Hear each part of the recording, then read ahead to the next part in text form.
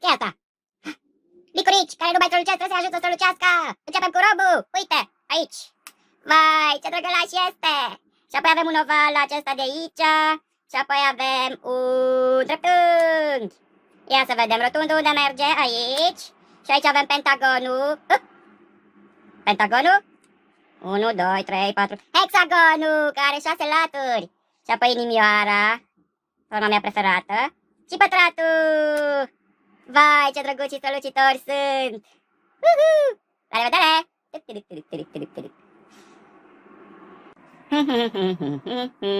Da. Salut! Salut, Bobby! Ce faci? Eu fac bine, tu? Bine! Mă ajut să loc cu ceva? Sigur că da! Trebuie să găsesc animalele din pădure și să le pun la locul lor. Sigur! Cu ce începem? Căprioara! Aici e căprioara! Ce drăguță e! Acum poți să-mi găsești lupul, te rog? Da cum? Lupul e aici! Uite și un arici aici avem. Da, așa este. Și încă un animal aici. Și cum se numește animalul acela? Raton? Da, bravo! Și mai avem unul singur, castorul! Sunt atât de drăgălașe. Acum am plecat. Bine, Bobby, pa, pa! Sunt atât de obosit. E noapte. Uite niște animăluțe care au dormit pe unde au apucat. Am să le pun la ele în căsuță și apoi mă duc eu la culcare. O să începem cu șerpișorul. Doarme.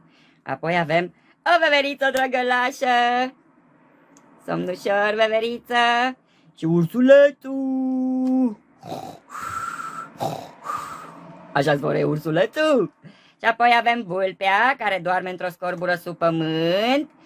Și aici ce avem? Avem o bufniță, care nu doarme. Oare de ce? Bufnița doarme ziua și stă trează noaptea ca să ne țină pe noi în siguranță. Acum mă duc și eu la culcare. Noapte bună!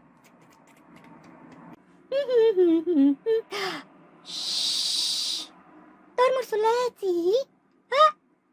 Au dormit în pădure, nu la ei în pat. Hai să-i punem un pătuț la ei. Hai să începem cu copilașul. Îl punem în cel mai mic pătuț. Și apoi, mămica vine în patul acesta. Și apoi, ceva nu e în regulă. Mămica trebuie să vină în patul de sus. Așa. Și apoi tati, care e cel mai mare în patul cel mai mare. Ce drăguț sunt. Mă duc și eu la somn. Noapte bună!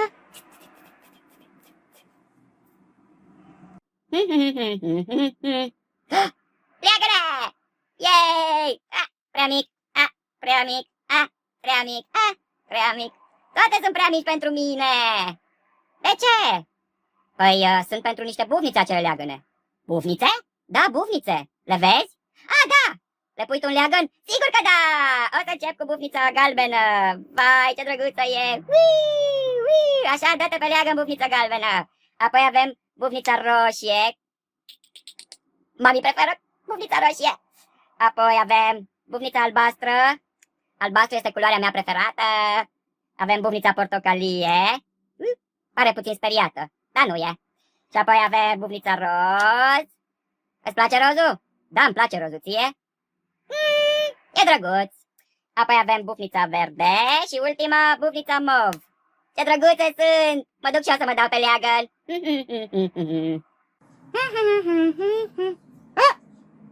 Ce se întâmplă aici? A venit toamna, Bobina. Așa și? Păi când vine toamna, frunzele cad din copac. Dar nu-mi place cum arată, vreau să le pun înapoi. Hei, Bobina! Cea verde aici și încă o frunză verde aici. Și asta vine aici. Și mai avem o frunză roșie aici. Și o frunză portocalie aici. Perfect! Da, Bobina, dar o să cadă iarăși. Nu mă interesează, arată mai bine acum. Am plecat. Pa!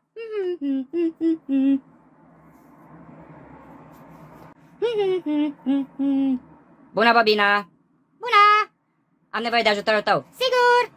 Mă ajut, te rog frumos, să completez modelele? Da! Să începem cu primul. Albastru, galben, albastru, galben. Albastru și galben. Așa este, bravo! Uhu! Apoi avem roz, verde, mov, roz, verde, verde, Da. mov. Da, bravo. Woohoo! Apoi avem verde, albastru, albastru, verde, albastru, albastru. Bravo. Woohoo! Și acum avem mov, verde, roșu, mov, verde, roșu. Da. Yay! Ce drăguț sunt! Am plecat, pa!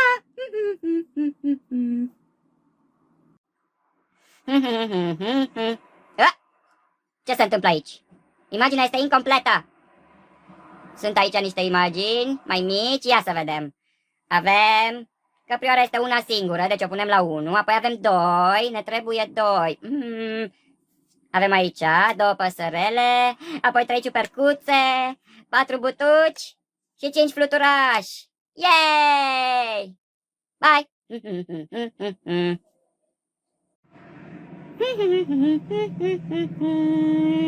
Bună!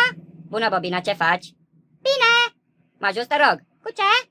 Am nevoie să pun animalele pe sol și păsările în copaci. Sigur! Hai să vedem! Începem cu vulpea! Vulpea e un animal sau o pasăre? Un animal! Deci vine pe sol! Apoi avem aici o buvniță albastră care merge în copac. Bravo, Bobina! Mai departe. Avem un șerpișor care ia o Ce s-a întâmplat, Bobina? M-am bâlbuit! Păi concentrează-te! Vreau să spun că șarpele i-a acoperit ochii vulpii. Da, așa este. Apoi avem un raton în copac. Ei, Bobina, am glumit! Ratonul stă pe sol! Așa. Și apoi mai avem o pasăre albastră care merge în copac, bineînțeles. Și apoi o buvniță roșie. Și o pasăre galbenă. Un arici. Să am să nu mă înțep. O altă pasăre care este mov. Și un castor. Și păsărica asta nu fura încă, te rog, stai aici. Vai, ce drăguțe sunt! Bravo, Bobina! Mulțumesc! Am plecat, pa! Ce de cifre? E un puzzle, Bobina. Puzzle, vreau să-l fac! No, bine, hai să-l facem. Aici avem numărul 10. Da, așa este. Hai să te ajut. Mulțumesc! Apoi avem numărul 6. Da. Apoi avem numărul 3. E numărul meu preferat.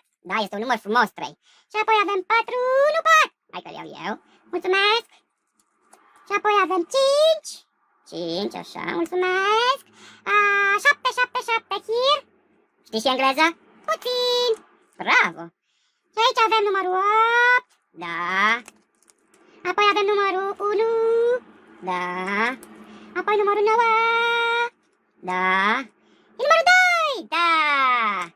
Wow, ce frumos e! Un raton și o veveriță care să dau cu butuc cu perâu. Pa! Pa, Bobina!